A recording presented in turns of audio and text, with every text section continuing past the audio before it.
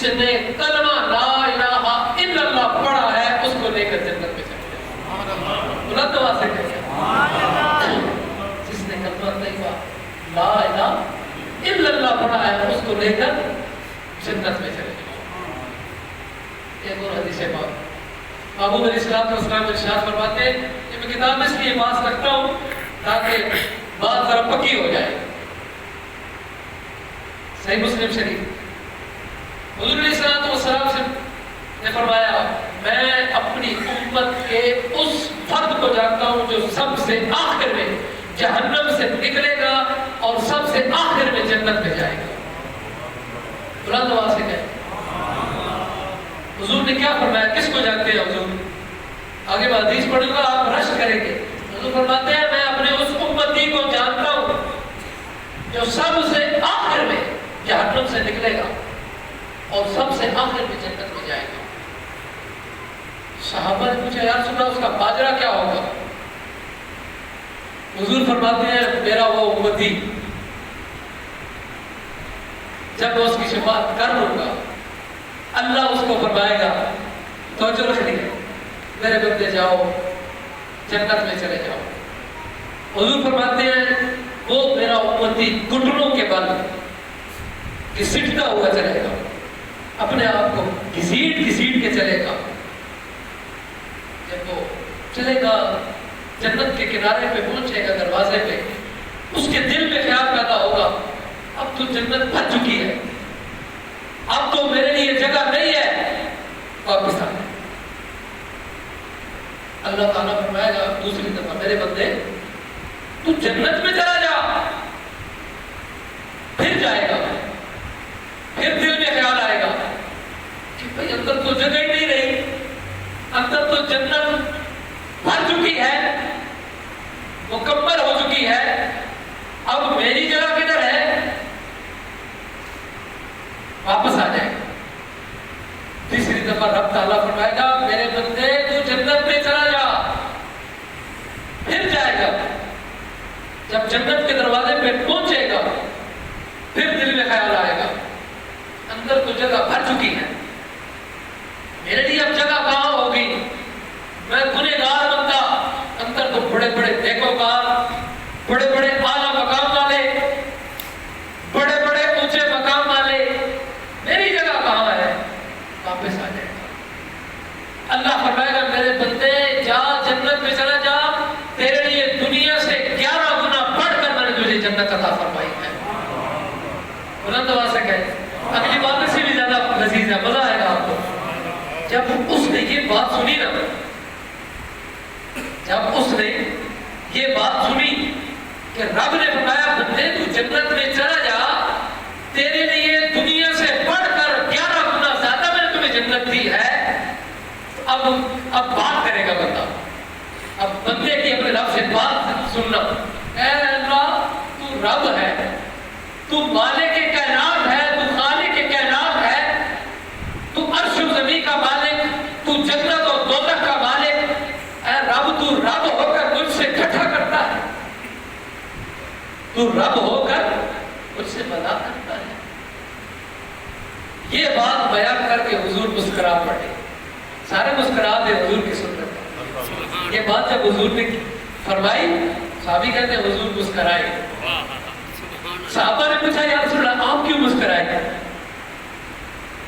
سرکار نے فرمایا جب اس بندے نے یہ بات کی تو رب بھی مسکرا پڑا تھا. سبحان اللہ سبحان اللہ سبحان اللہ. اس بندے نے رب سے یہ بات کی کہ تو رب ہو کر مجھ سے مذاق کرتا ہے تو رب مسکرا پڑا. میرے بندے میں مذاق نہیں کرتا.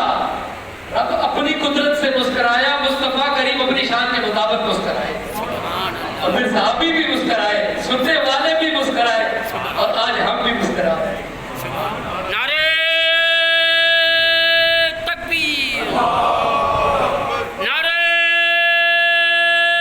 رسالت نعرہ حیدری نعرہ غوثیہ.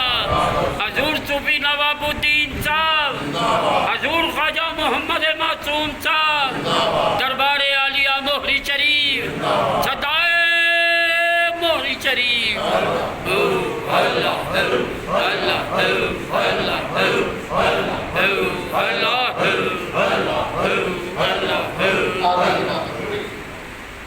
अब बंदे और रब का मुकाबला। या अल्लाह तुम मुझसे मजाक करता है, अल्लाह रब ने फरमाया है मेरे बंदे मैं मजाक नहीं करता, जा जन्नत में चला जा, तुझे मैंने दुनिया से बढ़कर 11 गुने ज्यादा जन्नत अता फरमाई। अल्लाह अगला जुमला हुजूर ने फरमाया ये मेरी उम्मत के सबसे कम दर्जा उम्मती का मकाम है, जिसको दुनिया, ये दुनिया आप देखिए हमारी सोचो मकाम, हमारे फहम और फरासत से हम दुनिया की गहराई, दुनिया की चौड़ाई लंबाई मापने से काफिर है। जिस बंदे को अल्लाह रब्बुल इज्जत 11 गुना बढ़कर जन्नत अता फरमाए, हुजूर फरमाते हैं ये मेरे उम्मती के आखिरी मकाम है। तो जरा सोचे उस पहले नंबर के उम्मती हज़रत सिद्दीक़ अकबर की जन्नत का मकाम क्या होगा। सुभान अल्लाह सुभान अल्लाह। पता नहीं आपको बात समझ आई है क्या नहीं आई? सुभान अल्लाह। ये हुजूर के उम्मती के आखिरी उम्मती, आखिरी दर्जे वाला, उसका मकाम ये है। तो सहाबा के मकाम का आलम क्या होगा, और मौला हुसैन की जन्नत का आलम क्या होगा जिसको वो खुद जिंदार है। मौला हसन की जन्नत का आलम क्या होगा, बुलंदी का आलम, अरफा मकाम का आलम कि जिसके वो खुद जिंदार है। हुजूर फरमाते हैं एक और हदीस पाक शफाअत के बारे में, इसी मौजू पे कहते हैं एक बंदा जब अल्लाह ताला उसको जहन्नम से निकालेगा, वो जहन्नम से बात करेगा। जब उसको इज़्ज़त मिलेगा कि तू जन्नत में चला जा, वो जहन्नम से बात करेगा। जो ही बाहर निकलेगा पलट के देखेगा, जहन्नम से बात करेगा, कहेगा तुझसे कई गुना बेहतर अल्लाह ताला ने मुझे मकाम अता फरमा दिया। सुभान अल्लाह। हुजूर फरमाते हैं मेरा वो उम्मती, उसको जब वो बाहर निकलेगा उसको एक दरख्त अता किया जाएगा। बड़ी लजीज हदीस है, मजा आएगा आपको सुन।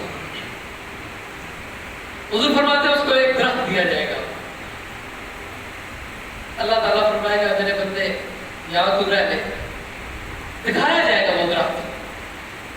अब अल्लाह फरमाएगा मेरे बंदे उधर चला जा, जो ही जाने लगेगा अल्लाह फरमाएगा रुक जा, ये देख ले ये तेरा आखिरी मकाम है, इसके बाद कोई और ना मांगना। अब वो दरख्त को देखेगा, थोड़े से अल्फाज रद्द बदल कर रहा हूं, वो दरख्त को देखेगा, देखेगा तो बड़ा खूबसूरत दरख्त, सायादार, फलदार। अब जहन्नम में रह के जला हुआ, क्या या अल्लाह बस ये दरख्त मुझे दे दे और कुछ नहीं मांगूंगा। अब रब को पता था कि आगे क्या होने वाला है, कहा सोच ले इससे आगे कुछ नहीं दूंगा, अल्लाह इस दरख्त तक ले जा, इससे आगे कुछ नहीं मांगूंगा। अब उस दरख्त के नीचे वो पहुंचा,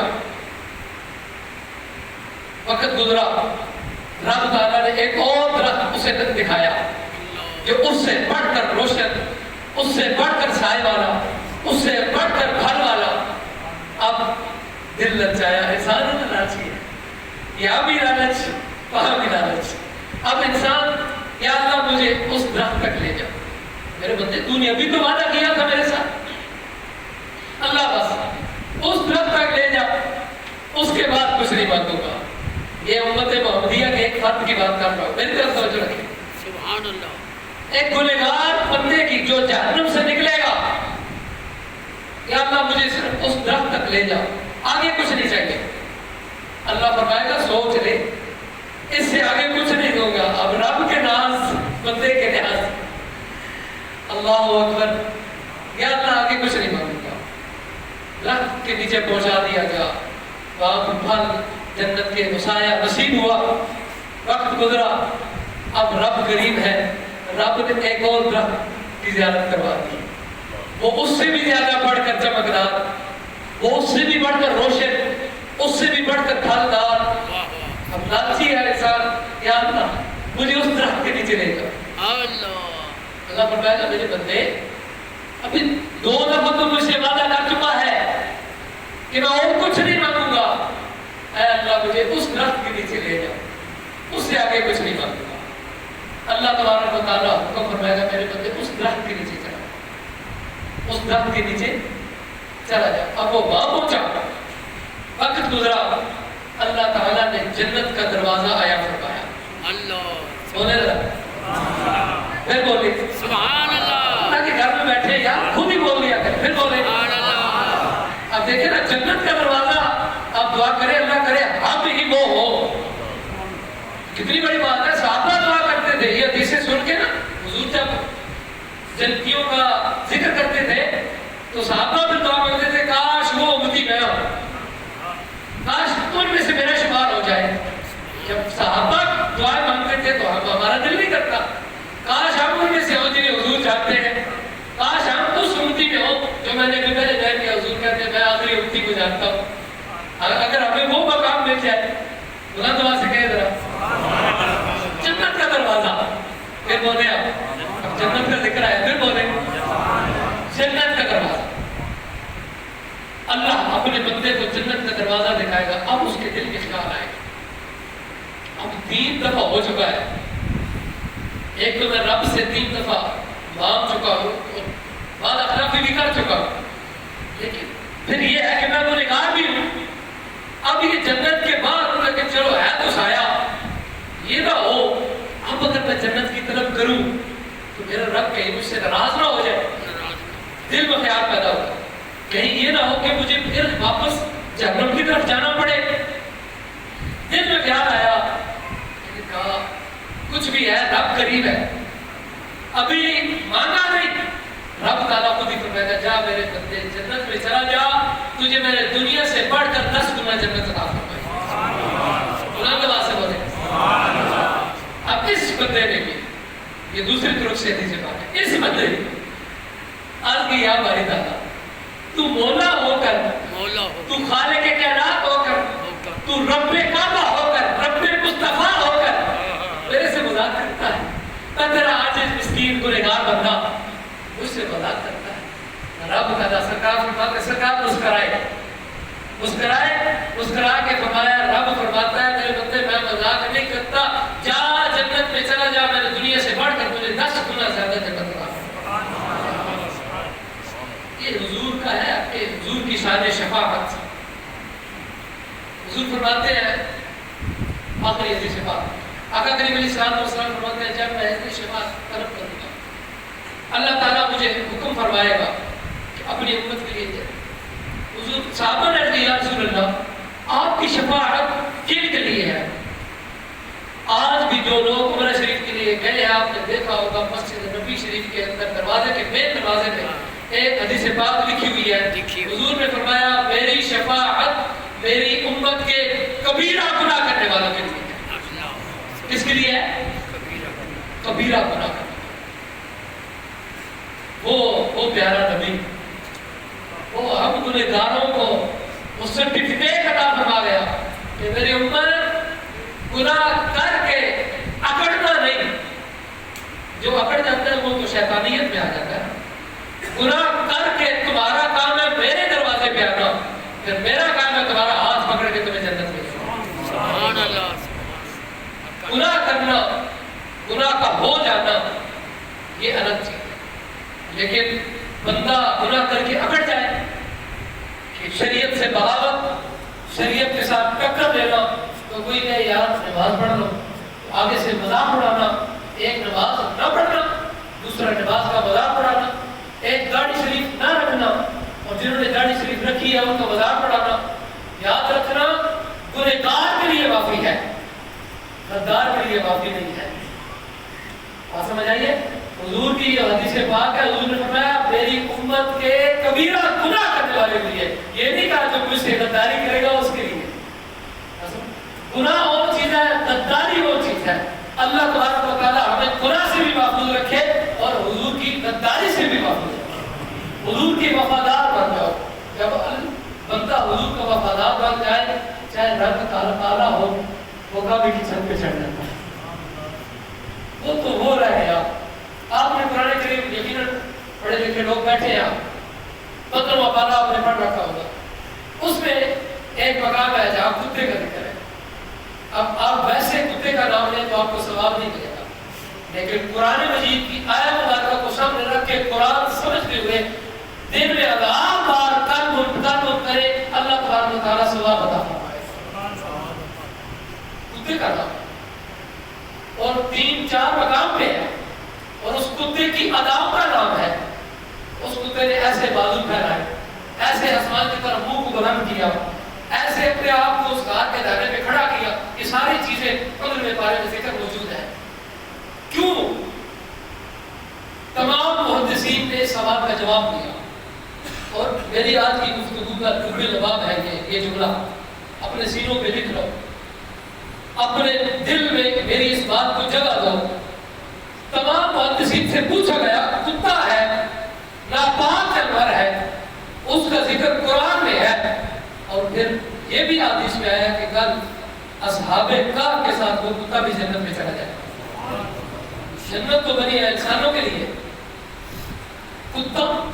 پھر قرآن, اسی قرآن کو ہم نماز میں پڑھتے ہیں. نماز کے اندر بعد اللہ کتے کا نام لے تو نماز ٹوٹ جائے گی, لیکن وہ قرآن کی آیات پڑھے تو نماز میں ثواب بھی ملے گا, قبول بھی ہوگی.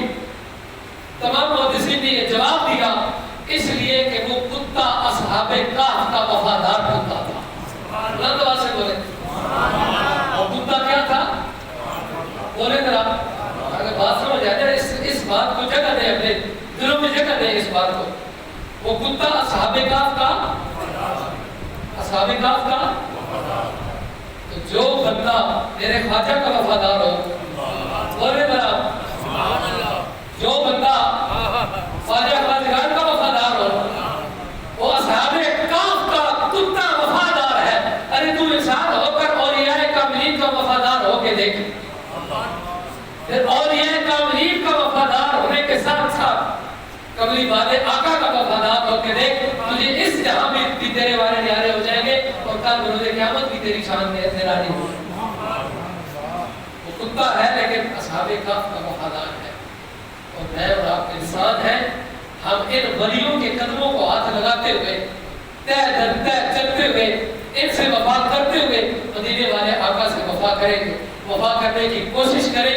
اللہ ہمیں یہاں بھی اور کل قیامت والے دن بھی نوازے گا. اللہ تعالیٰ ہمیں رسول اللہ صلی اللہ علیہ وسلم کے دین کی سمجھ اور عمل پیدا ہونے کی توفیق عطا فرمائے, اور قبلی والے آقا کی نسبتوں کا احترام, صحابہ والے بیت اور اولیاء کاملین کا ادب و احترام اور ان کے وفاداروں میں ہمارا شمار فرمائے. وما علیہ الا البلاغ.